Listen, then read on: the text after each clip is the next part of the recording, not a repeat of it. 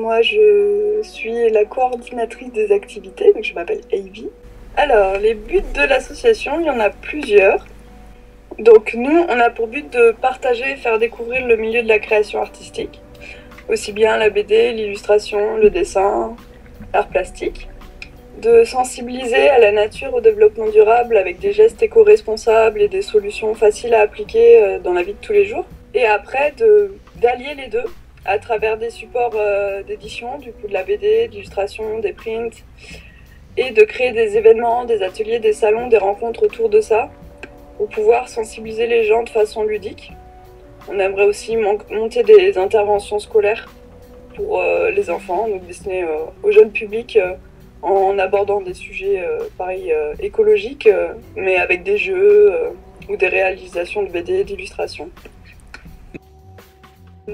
Avec Clémence. Donc Clémence, c'est la présidente de l'association. Et en sortant de l'école, en fait, on voulait pouvoir proposer, se motiver à faire des illustrations régulièrement. Et on a décidé de monter un blog, un site. Un site qui aborderait plein de sujets, avec plusieurs rubriques. On avait envie de faire des interviews d'illustrateurs, d'auteurs de bande dessinée. On avait envie de faire des recettes illustrées, des voyages illustrés, et de proposer aussi une rubrique qu'on a croisée où on aborde plein de sujets différents, aussi bien éco-responsables que l'histoire du Père Noël. Voilà, c'était un peu le mélange. Et du coup, on a monté le site il y a 3 ans. Et à force de faire le site, on s'est dit ce serait bien de passer à une étape supérieure, proposer des ateliers, faire des expos, montrer notre travail autre part. Et du coup, en 2015, on a monté l'association avec d'autres personnes qui étaient motivées. Et voilà, donc c'est comme ça que l'asso Crayon Papote est né.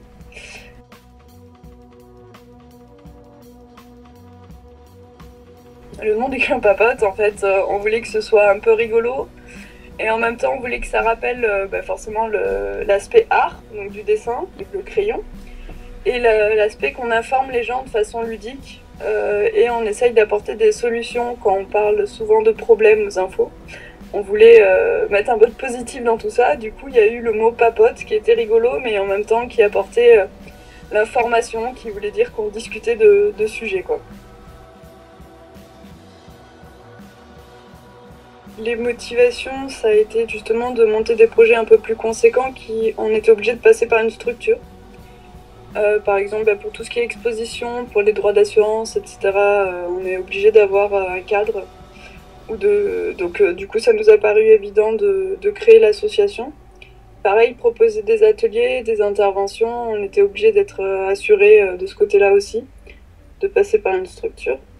Et on aimerait aussi pouvoir monter notre propre salon jeunesse ou BD, on ne sait pas exactement, mais du coup monter un salon pareil en faisant venir des intervenants, en proposant des ateliers, en faisant des expositions avec des séances de dédicaces, tout ça, ça nécessite pareil un cadre.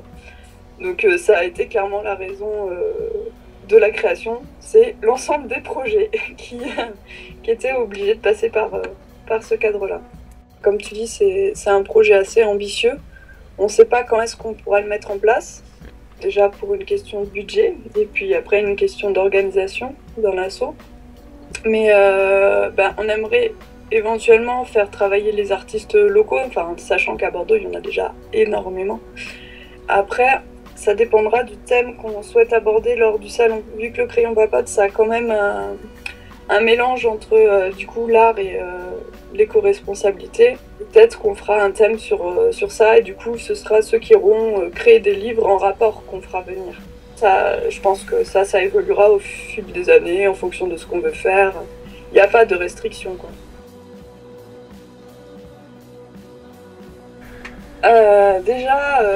On est tous novices dans l'administration d'une association. Du coup, ça c'est déjà assez difficile en soi. Et même en fait, l'association c'est vraiment un cas à part. Donc je sais pas. Moi je trouve ça assez complexe en fait. Et du coup, on a un peu galéré au niveau de déclarer déjà notre association, qu'est-ce qu'il faut qu'on marque, qu'est-ce qu'il faut qu'on signale, trouver ensuite la banque, l'assurance. Ça coûte des sous, forcément. Ça, c'est l'autre aspect qui pose problème, mais je pense que tout le monde a plus ou moins ce problème-là. L'aspect financier, parce qu'on a plein de projets, mais du coup, pour les financer, les lancer, c'est là qu'on bloque. Et on a à faire, ouais, on pourrait faire ça, ce serait trop génial, une méga BD qui parlerait des abeilles, etc. Ah oui, mais ça nous reviendra à combien? Ah, alors, on a combien au budget? Ah, ben ça passe pas. Du coup, on essaye de monter des projets annexes pour pouvoir financer le projet. Donc ça, c'est assez compliqué. Après, on est au début. Forcément, l'asso, elle a que 6 mois. Donc, on se lance, on tâtonne, on avance à petits pas. Ensuite, ce qui est pas évident tous les jours, c'est de se motiver, quoi. Aussi bien personnellement que les autres membres. Pour lancer un projet, il faut que tout le monde soit disponible, qu'on en discute et que chacun se répartit le travail. C'est beaucoup de temps en fait qu'on prend sur notre temps personnel ou notre temps de travail. Du coup, c'est un investissement assez conséquent. Mais après, c'est super intéressant parce que forcément, on se crée des échanges. C'est aussi motivant parce qu'on fait ça ensemble. Ça change de travailler tout seul dans son coin chez soi quand on est indépendant. Et du coup, voilà, en gros, les problèmes, c'est l'administratif, on est un peu perdu des fois, l'aspect financier et l'organisation interne avec la motivation pour monter les projets, qui est là, mais qui n'est pas toujours évidente à mettre en place avec les emplois du temps respectifs de chacun, quoi. En général, tout le monde donne des idées sur ce qu'il a envie de faire. Ensuite, on part sur un projet, on y réfléchit un peu plus en profondeur, en essayant de voir comment on peut organiser ça, quel financement il faut, quel temps il faut pour le faire. Et après, si ça passe la case financement, on fait oui, alors ça, il faudrait qu'on le réalise pour telle date, pour pouvoir l'envoyer à telle date, et ensuite se faire un bénéfice dessus pour le réinvestir dans d'autres projets. C'est ce qui se passe avec les interventions qu'on est en train de monter. Déjà, on est en train de monter un dossier en fait, avec du coup on réfléchit à des sujets. On est allé voir le programme scolaire des enfants et qui est déjà pas mal tourné écologie en fait. Ils apprennent beaucoup de choses que nous on n'apprenait pas à notre époque. Et du coup, on essaye de se caler sur ça et d'apporter un plus pour aller un peu plus loin dans cette démarche et pouvoir l'appliquer vraiment au quotidien, que ça ait un impact. Du coup, on aborde plusieurs thèmes. Bon, alors, on a fait les fruits et légumes de saison, par exemple, où ils doivent réaliser eux-mêmes leur calendrier, avec, en illustrant les fruits, les légumes. On a fait un atelier zéro déchet, donc c'est-à-dire comment faire mes courses en refusant tous les emballages qui vont à la poubelle. Du coup, là, ça va plus loin que le recyclage, ça va du principe qu'il n'y a pas de poubelle à la maison, comment on fait? Donc il y a plein de petits sujets comme ça qu'on essaye d'aborder à travers des jeux, des illustrations, de la BD, qu'on va proposer aux instituteurs, aux écoles ou aux centres de loisirs. Et du coup, eux, ils vont choisir les interventions qu'ils aimeraient qu'on fasse. Et après, on viendra faire les jeux ensemble, réaliser l'atelier, quoi. Alors, là, pour le moment, du coup, on travaille sur... On a 3 thèmes abordés et plusieurs déclinaisons. Donc, on va dire 5-6 petits jeux, jeux illustrations. Ça met pas mal de temps à réaliser tout ça. Je pense qu'on va essayer d'étoffer tout ça au fur et à mesure des années, en reproposer 2-3 nouveaux chaque année. Et après, en parallèle, on aimerait faire de l'édition illustrée en abordant ces thèmes-là et pouvoir vendre le livre en même temps que l'intervention. En fait, ce sera plus plein de livres qui abordent des sujets.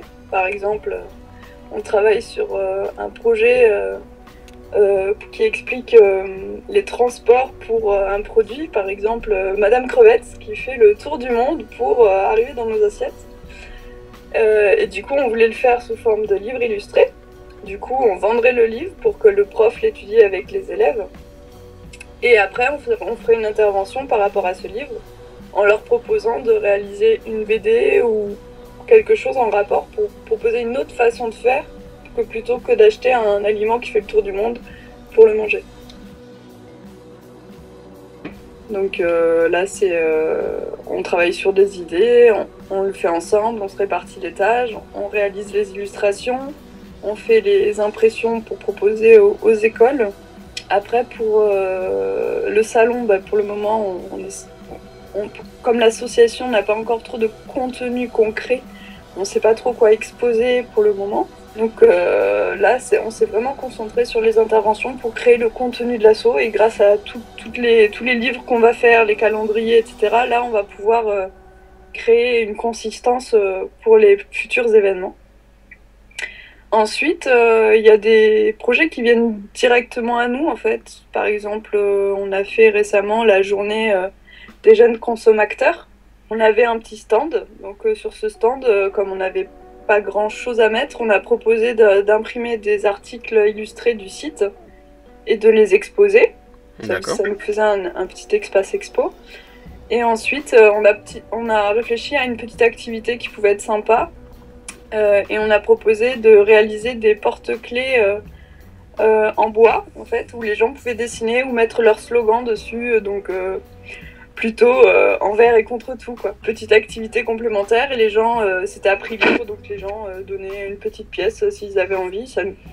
Ça nous a rapporté un petit peu pour un futur projet, quoi. Après, c'est aussi ce genre d'événement qui permet de rencontrer d'autres gens et de réfléchir à d'autres projets.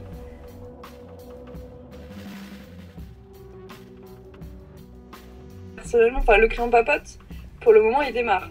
J'espère qu'on va arriver d'ici quelques mois à au moins retrouver l'investissement qu'on a mis, donc à se rembourser les frais obligatoires de l'année.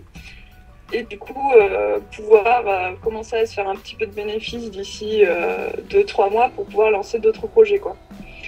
Après, nous, ce qu'on va faire, ce qu'on a déjà commencé à faire, c'est qu'à travers les ateliers, les interventions, l'auteur est rémunéré. Oui, donc on rémunère les auteurs par rapport au montant de la charte des auteurs qui est mis en place, simplement. Et ensuite, on met en plus sur la facture tout ce qui est frais administratifs, de matériel, de déplacement, qui revient à l'association. Du coup, on paye correctement l'auteur et en plus, on se fait une petite marge qui va nous permettre de lancer d'autres projets sur le même principe.